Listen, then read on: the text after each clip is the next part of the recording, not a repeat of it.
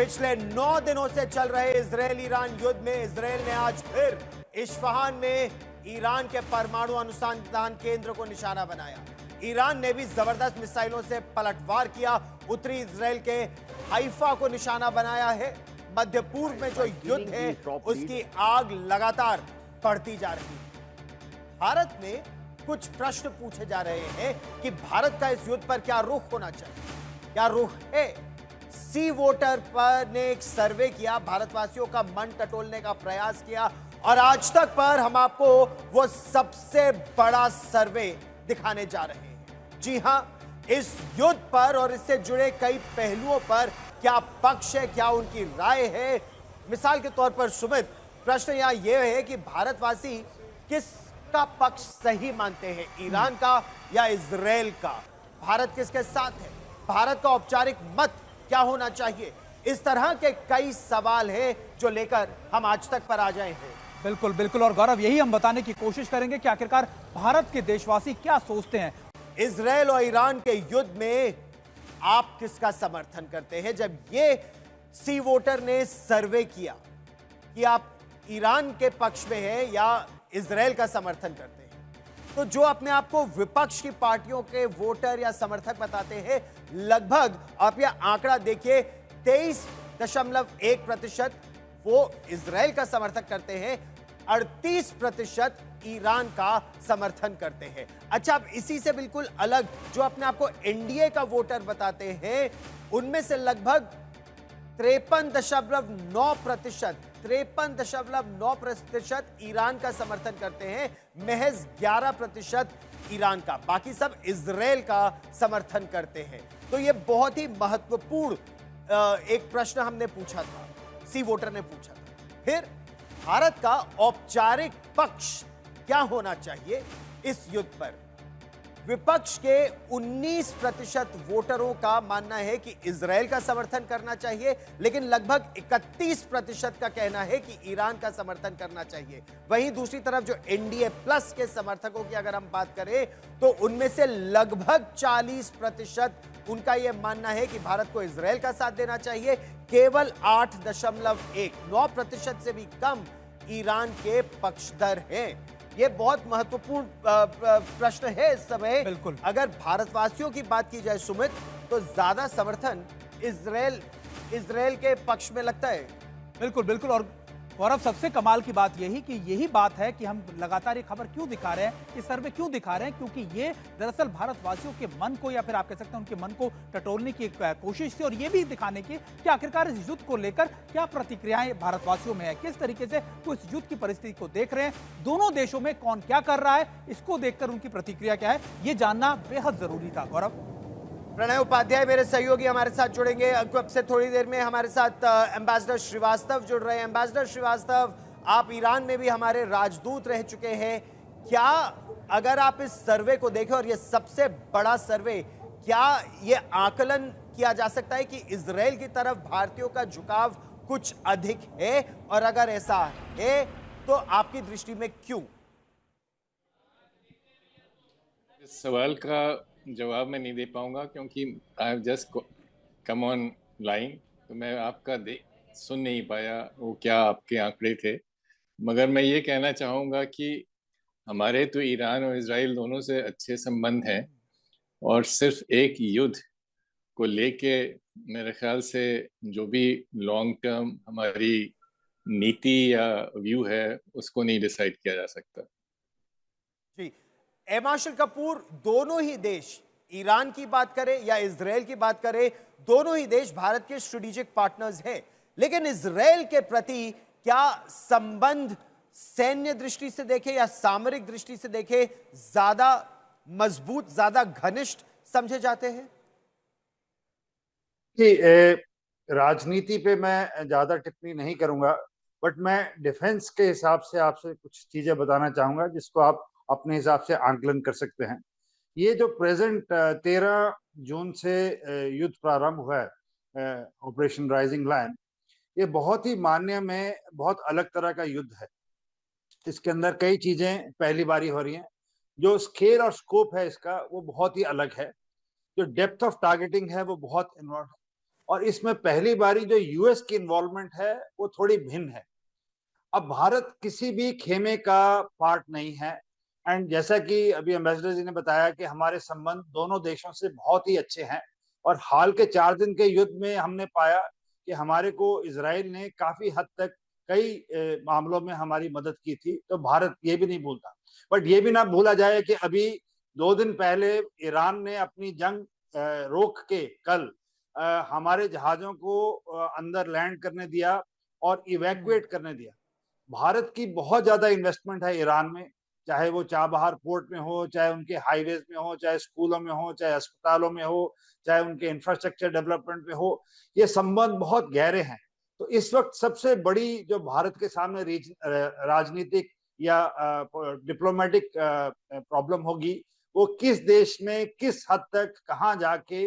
But आपने इस युद्ध में एक और चीज देखी होगी कि यूएन और जो बाकी इंटरनेशनल एजेंसीज हैं वो धीरे धीरे डिफंक्ट होती जा रही है। जो पहले कभी भी युद्ध स्टार्ट होता था तो इंटरनेशनल प्रेशर बहुत ज्यादा बनता था, एंड हम देखते थे कि उस जंग का या उस वॉर का तुरंत से हल ढूंढने की कोशिश की जाती थी। बट अभी 3 साल से ऊपर हो गया रशिया यूक्रेन युद्ध को। करीब अक्टूबर 2023 से इजराइल और हमास का युद्ध चल रहा है, और ये युद्ध भी जिस स्कोप से चल रहा है मुझे लग रहा है काफी लंबा चलेगा।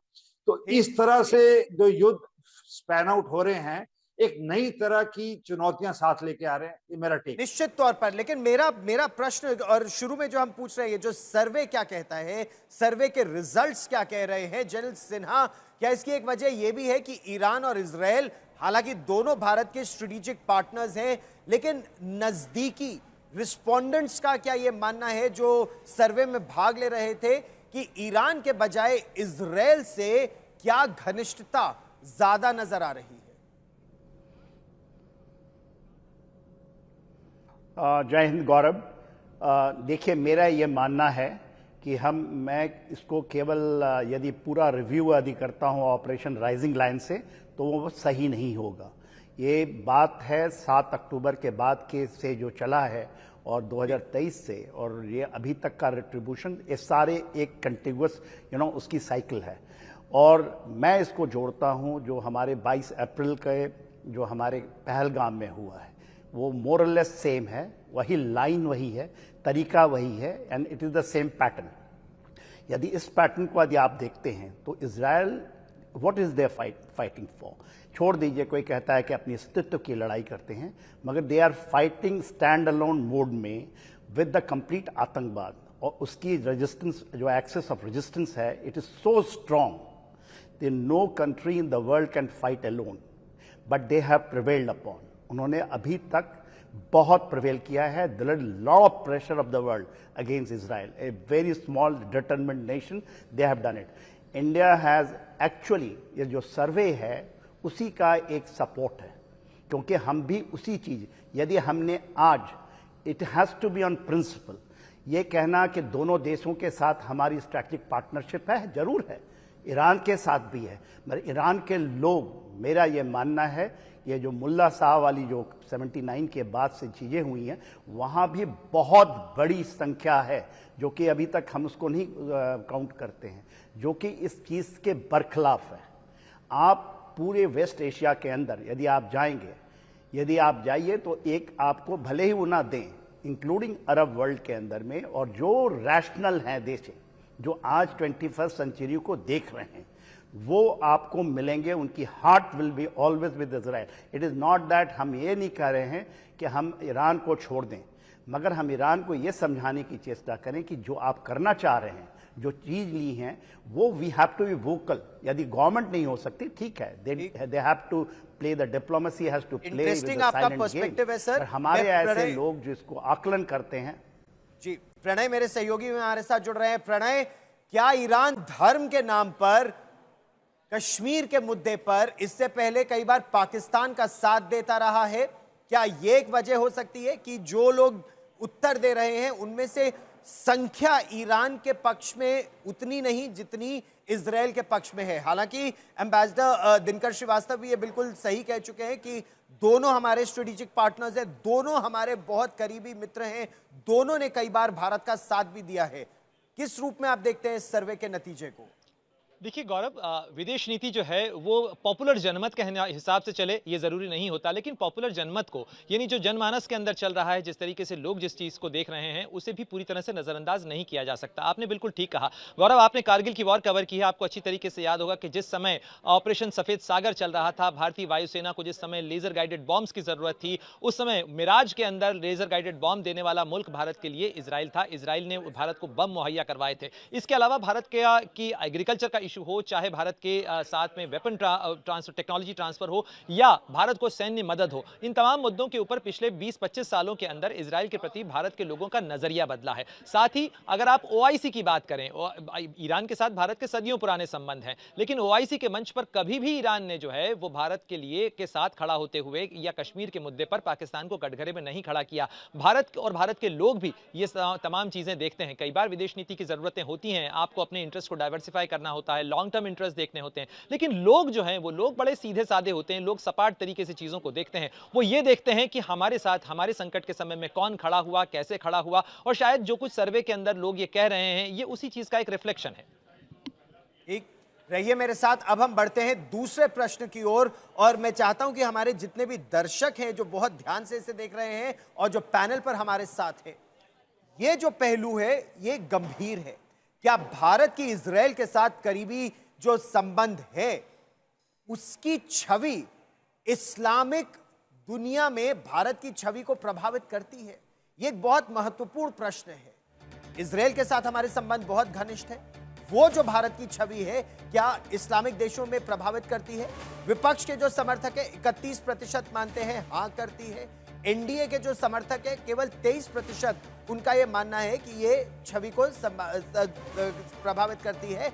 हालांकि अधिकतर लोगों का यह भी कहना है कि भारत दोनों देशों के संबंधों को तोल के बराबर कर करके पलड़े को बिल्कुल बराबर रखता है, यानी इजराइल के साथ भी संबंध बना के रखता है और ईरान के साथ भी। सत्ता पक्ष के समर्थकों की बात करें तो 23.6% समर्थकों का कहना है कि यह छवि चुनौती पैदा करती है, लेकिन 43.7% के मुताबिक भारत सही तालमेल बैठाने में सक्षम है और ऐसा कर पा रहा है। एम्बेसडर श्रीवास्तव, आप ईरान में भारत के राजदूत रह चुके हैं, आप ही से मैं ये जानना चाहूंगा, ऐसी छवि कि हम इजराइल के अधिक करीब हैं, या फिर भारत ये छवि स्थापित करने में सक्षम रहा है कि चाहे इजराइल हो चाहे ईरान, तालमेल भारत बैठाता है, दोनों के साथ हमारे संबंध बेहद घनिष्ठ है? देखिए, जैसा मैंने पहले कहा, पब्लिक ओपिनियन बदलती रहती है, हमें अपना हित देखना है। जब मैं था ईरान में, मेरे वक्त में चाबहार पे एग्रीमेंट हुआ। चाबहार पे हिंदुस्तान से एग्रीमेंट करने के लिए ईरान को चीन और पाकिस्तान दोनों का बड़ा विरोध, उनके सामने दोनों मुल्कों ने इसका बड़ा विरोध किया, मगर उन पाकिस्तान और चीन के विरोध के बावजूद ईरान ने हमें एक्सेस दिया चाबहार में। सो ये कहना कि हमारे जनता का इस समय एक वर्ग है जिसकी में ये ख्याल है कि हमारा इनसे ज्यादा संबंध अच्छा है या उनसे ज्यादा संबंध अच्छा है, ये देखते हुए हम अपने लॉन्ग टर्म इंटरेस्ट को छोड़ दें और ये पृष्ठभूमि भी भूल जाएं कि हमें जो इंडियन सबकॉन्टिनेंट का कॉन्टेक्स्ट है, हमारे हित ईरान के साथ हैं। आप देखिए इस समय क्या हुआ, मुनीर साहब, जनरल मुनीर अमेरिका में प्रेसिडेंट ट्रम्प से मिले हैं जी। वो मुसलमान मुल्क है और वो अमेरिका के साथ ईरान के खिलाफ खड़ा हो रहा है। क्या हम भी उसी खेमे में जाना चाहते हैं? ये बहुत महत्वपूर्ण आपका प्रश्न है। हालांकि जनरल मुनीर पर एक प्रश्न बाद में आएगा, उस पर हम जनरल मुनीर पर भी चर्चा करेंगे, और इसीलिए आज तक पर हम हर पक्ष अपने दर्शकों तक लेकर आते हैं ताकि हमारे दर्शक सही निर्णय कर सके कि भारत के हित में क्या है।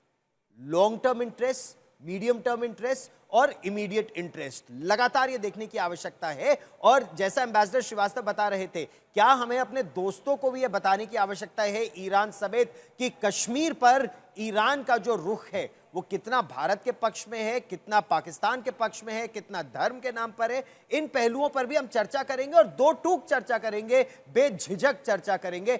एमाशल कपूर, भारत की जो रणनीति है ये मल्टी अलाइनमेंट की, रूस और यूक्रेन दोनों का दोस्त है भारत, इजराइल और ईरान दोनों का दोस्त है भारत, या फिर भारत की छवि जो कुछ लोगों की दृष्टि में है कि हम इजराइल के करीब है, वो इस्लामिक देशों में भारत के लिए समस्या हो सकती है? नहीं, ऐसा नहीं है। ये पूरी दुनिया जानती है कि भारत के इजराइल के साथ बहुत अच्छे संबंध हैं और भारत जो अपनी रक्षा की जो उद्योग नीति है, जो हमारा डिफेंस का जो इक्विपमेंट है, उसमें हम इजराइल की मदद ले रहे हैं, इसमें कोई दो राय नहीं है और पूरी इस्लामिक वर्ल्ड को भी ये मालूम है। और भारत ने कभी भी ऐसी चीजें छुपाई नहीं है कि हम इनके साथ तालमेल रखे हैं। और जहां तक रही बात इस्लामिक देशों में, हमारे जो भी डेलीगेशंस हैं, जो हमारी एक्सरसाइज होती हैं, वो हम यूएई के साथ भी अपनी डिफेंस की एक्सरसाइज करते हैं, हम यूएस के साथ भी अपनी डिफेंस एक्सरसाइज करते हैं, हम ऑस्ट्रेलिया के साथ भी ऐसी करते हैं, हम चाइना के साथ भी एक्सरसाइज करते हैं, हम रशिया के साथ भी है। तो आपके पहले प्रश्न पे आते हुए कि भारत ने जो अपना डिफेंस डिप्लोमेसी और जो नॉर्मल डिप्लोमेसी है, उसमें कभी भी किसी खेमे की तरफ रुख नहीं किया, जैसे मैंने आपसे कहा। तो उससे क्या रहता है, कई जगह नुकसान होता है और कई जगह फायदा होता है।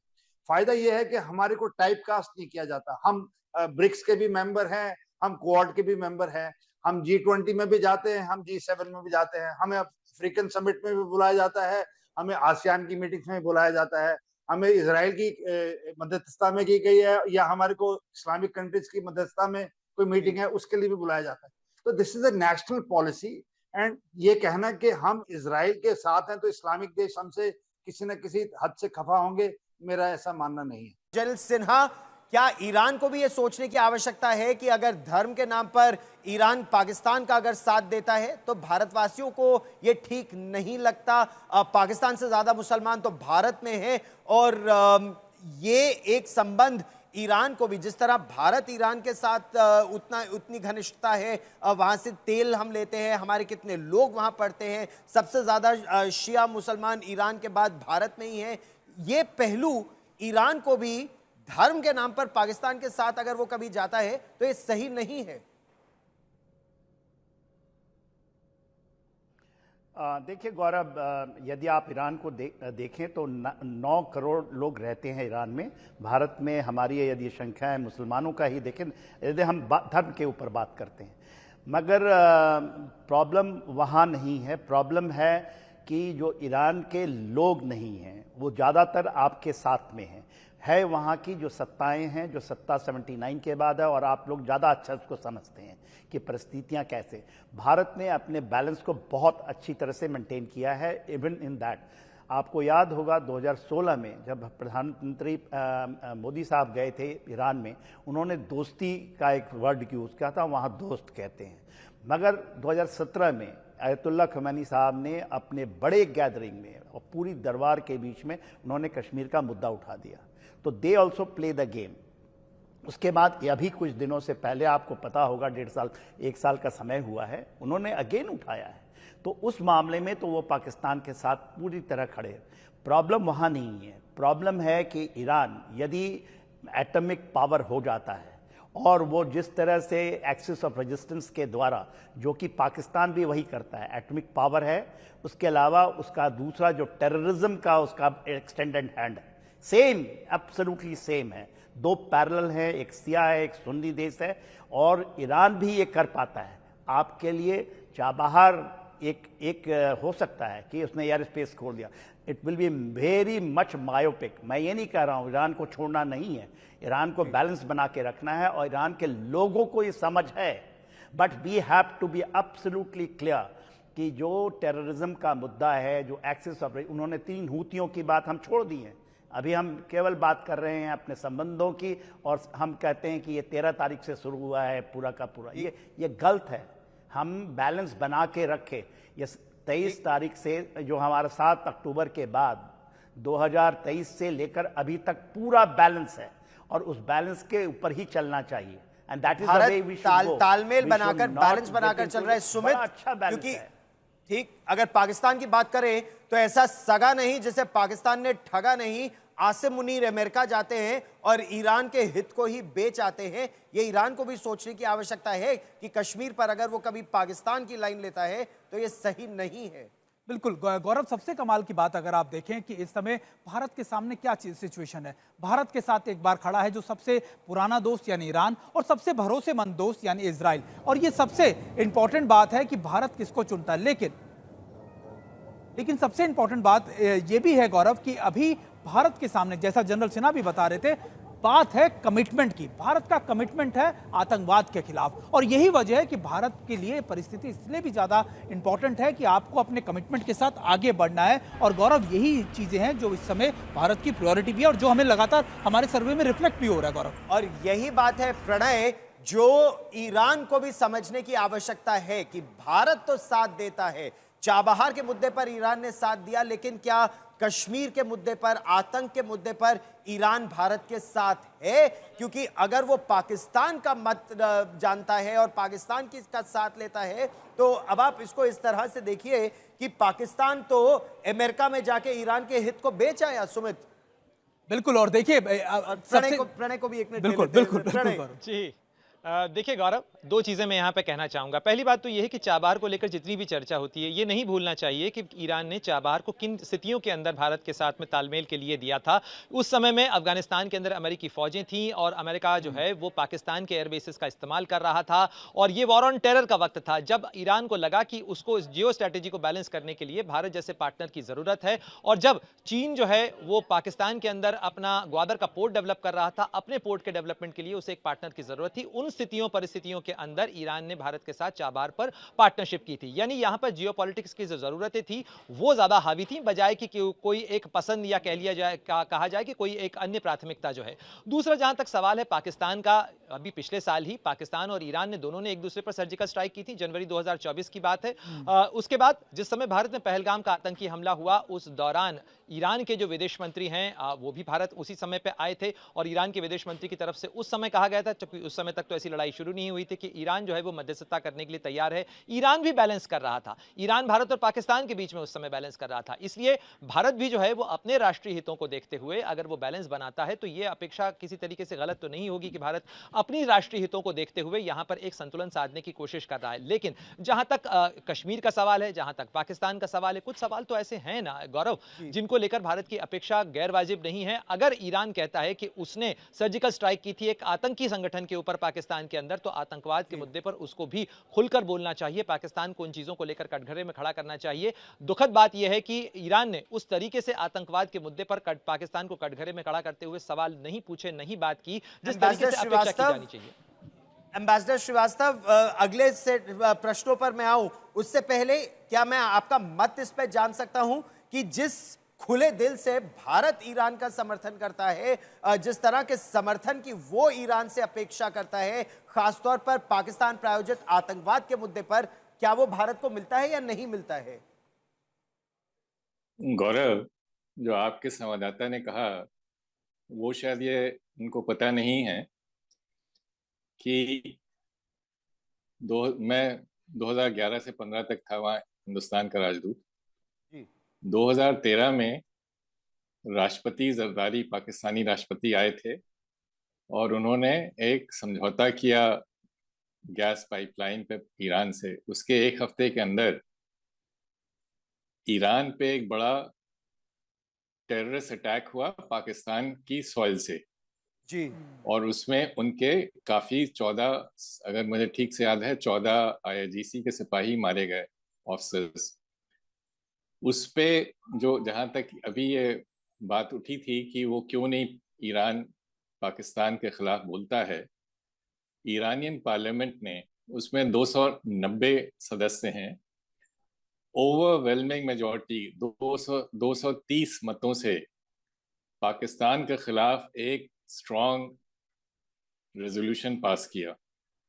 और यही नहीं, ईरान ने पाकिस्तान के खिलाफ रिटन कंप्लेन किया है यूनाइटेड नेशंस में, और वो complain United Nations general assembly में सर्कुलेट हुआ है।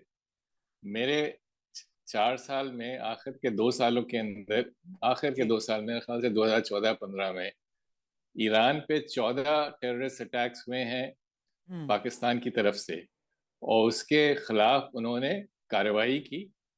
2019 में जिस समय लेकिन जनरल जिस तरह सुलेमानी भारत के साथ उनको खड़े होना चाहिए, क्या ईरान उस तरह से खुलकर खड़ा होता है भारत के साथ? पाकिस्तान एक इंटरनेशनल टेरर एपिसेंटर है, ये तो आप और मैं जानते हैं एम्बेसडर साहब, हमारी चर्चा भी उस पर हो चुकी है।